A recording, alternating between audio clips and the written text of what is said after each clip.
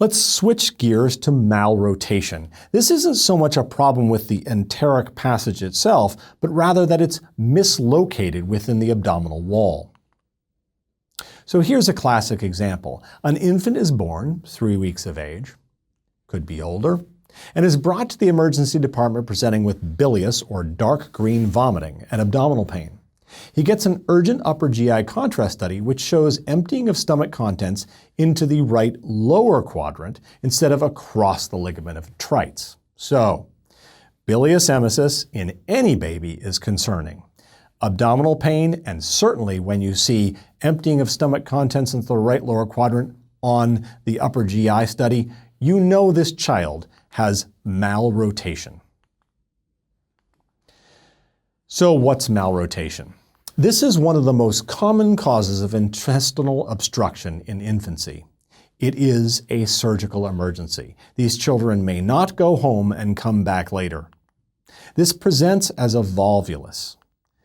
50% of these children will present in their first month of life, and 90% will present in their first year of life, although a tiny percent may present years later.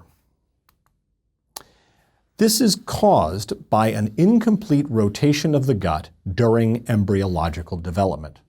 Recall your embryology. The gut actually passes outside of the child, twists around, and then goes back in again. If that rotation is incomplete, this child may have malrotation. So what you'll see when you look at the child now that they're born is the cecum remains high up in the abdominal compartment and fixed, attached to the posterior abdominal wall. It's attached there by Ladd's bands, which are remnants of peritoneum that are fixing it against the abdominal wall. These Ladd's bands now may obstruct the duodenum and prevent the passage of food out past the stomach through the duodenum and into the jejunum. So what you can see is these children will have an abnormal location where the dotted lines are in this film, and it'll be moved up and the Ladd's bands will be fixed there, obstructing the duodenum. Patients with malrotation will have acute, forceful, and this is key, bilious emesis. Bilious emesis in a child under 1 year of age is malrotation until proven otherwise. That's a very important clinical pearl. These children will absolutely get small bowel obstruction and all the compromises that can happen as a result, including peritonitis, sepsis, shock, and death. Early onset is classic, usually in the first year of life, like we said, and often in the first month. These children will get abdominal distension, and they often may present as bloody diarrhea later, as that intestinal wall is now desiccating and necrotic, and they're now bleeding into their intestinal compartment. Later onset patients, those rare that come later, may be asymptomatic. They may have chronic insidious emesis. They may have failure to thrive, anorexia, or poor feeding, and they may suffer from malabsorption. So these children are sometimes harder to detect. So physical exam findings in children with malrotation include that they may be relatively well appearing. The mom says, "My baby's been so healthy her whole life, I don't understand why this is happening." The child should have signs of dehydration, some abdominal distension, some diffuse abdominal tenderness. It's rare for a baby to be able to localize their tenderness. Shock or sepsis is common, especially if there is a delay in diagnosis or the child has been having symptoms for many days prior to presentation. Guaiac-positive stool, or frankly buddy stool, is a sign that this has been going on too long. So to make the diagnosis, any infant with bilious emesis has malrotation until proven otherwise. An ultrasound or radiologic studies are indicated, and we'll talk about what those are.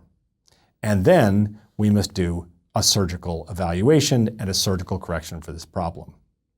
So the radiologic findings, most centers are moving towards ultrasound. An experienced ultrasonographer can follow the sweep of the intestine and actually comment on the orientation of the blood vessels into the intestine.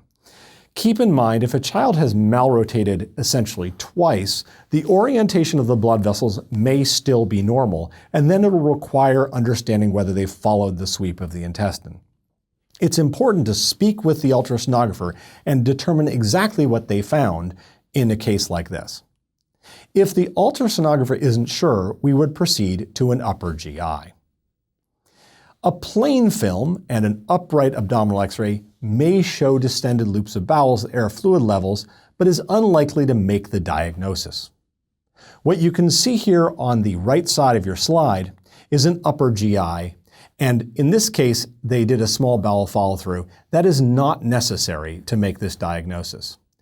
The green arrow is showing a corkscrew-like drainage of the duodenum as it's failing to cross over the body and across the ligament of Treitz onto the left upper quadrant. So the drainage of the fluid coming out of the gastric compartment is going inferiorly instead of across in a corkscrew-like manner.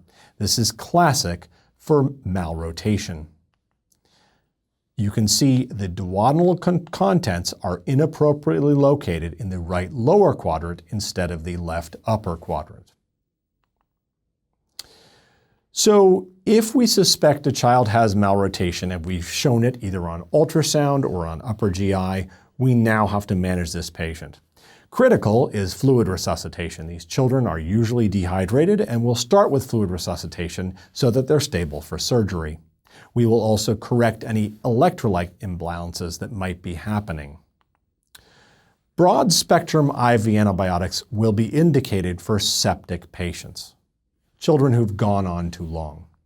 An example of antibiotics I might choose are Zosyn, or you might choose a fourth-generation cephalosporin and vancomycin, generally very powerful broad-spectrum antibiotics. Then we hand these children over to the surgical team and they will perform the LAD procedure. This is a resection of the necrotic portion of small bowel and a reorientation of the intestinal contents within the abdominal compartment. So, potential complications of a malrotation are necrotic bowel. If these children need a large amount of bowel removed, they will develop short gut syndrome, which is a real problem and may require long-term hyperalimentation resulting in liver failure, or in worst-case scenarios may require a small bowel transplant.